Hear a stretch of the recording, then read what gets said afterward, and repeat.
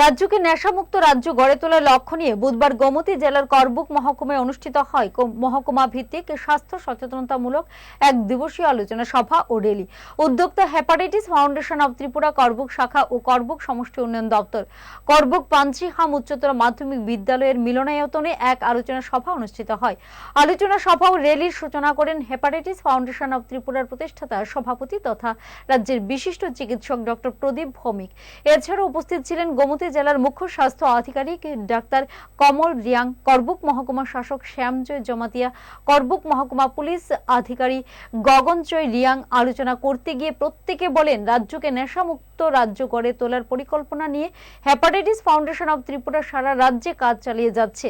রাজ্য সরকারও চাইছে রাজ্যকে নেশামুক্ত রাজ্য গড়ে তোলার জন্য। এই সমাজকে নতুন পথে পরিচালিত করার জন্য অঙ্গীকারবদ্ধ, যে অঙ্গীকার আমরা একটু আগে নিয়েছি আমাদের মাননীয় সিএমও সাহেবের সঙ্গে, যে আমরা ড্রাগের বিরুদ্ধে কথা বলবো এবং ড্রাগকে আসতে দেব না।